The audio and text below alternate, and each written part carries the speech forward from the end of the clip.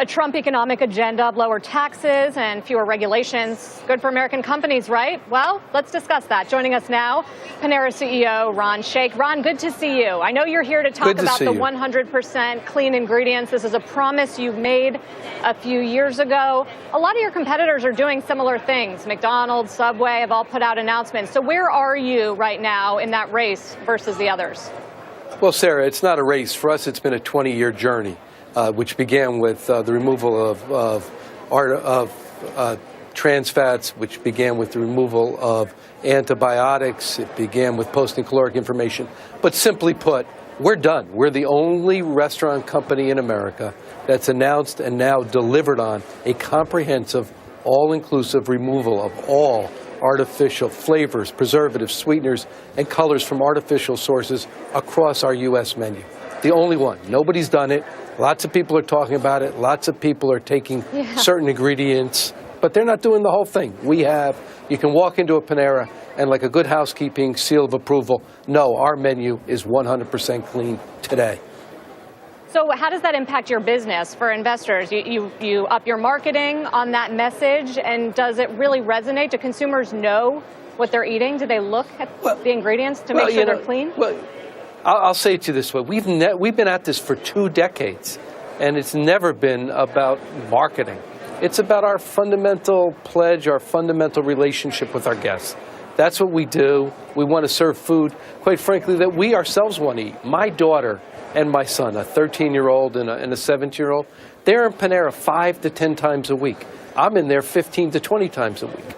I want to serve in Panera food that I want to serve my own children. That's the way we think about our guests. We want to give them that quality food, and that's why we do it.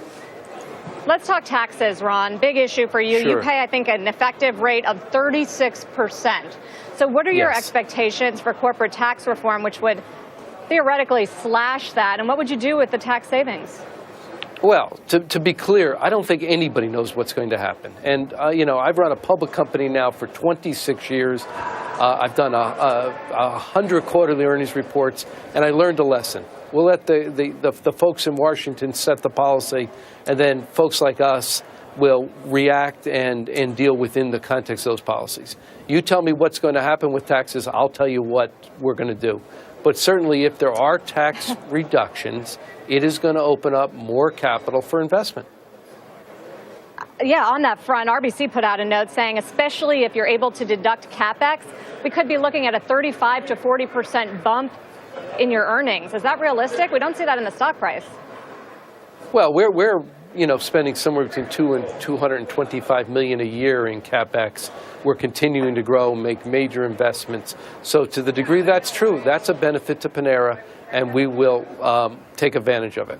Having said that, I think that the folks that are seen as benefiting the greatest from what could be the Trump policies are operators like us that are almost entirely domestic, that don't have dollars abroad.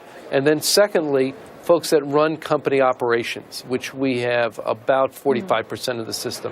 So I think compared to other restaurant companies, all else being equal, we're seen as benefiting to a greater degree than many other companies. But again, as I said to you, Sarah, we'll all see. You tell me what Washington's going to do next week, and I'll tell you what we're going to do. Yeah, we're all working on that over here too, Ron, that's for sure. One question on the menu. As you make these changes, at what point does sourcing ever become difficult, more complex, more expensive? Well, this has all been really difficult. I mean, we've been working at doing this, trying to get to 100% clean for a decade. For the last 2 years, we've had a team of 7, 8, 9 people working almost full-time on this initiative. We had to go back and change 1 out of 3 of our ingredients. That's 450 ingredients. We changed approximately 150 ingredients.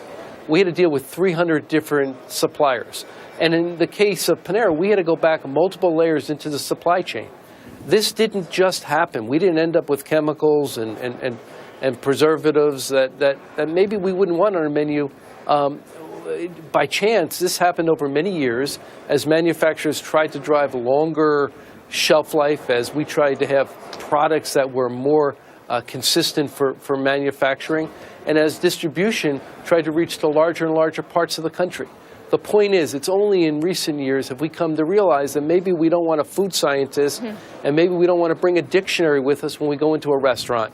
What we're trying to do is say to you, come in, get simpler food, less processed, and know it's 100% clean.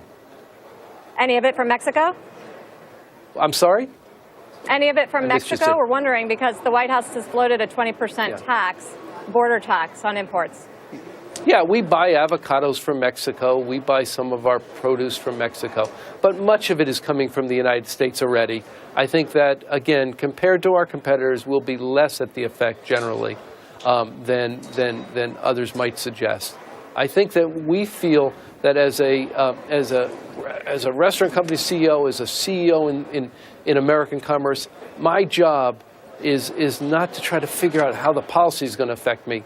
My job is to wait for the policymakers to set it, and then, as ever, we'll figure out how to resolve that, how to deal with it in a context that puts Panera at a competitive advantage. Ron, thank you for joining us, as always. Ron Shaich, the CEO and founder of Panera. Let's get over to Sue Herrera this morning and get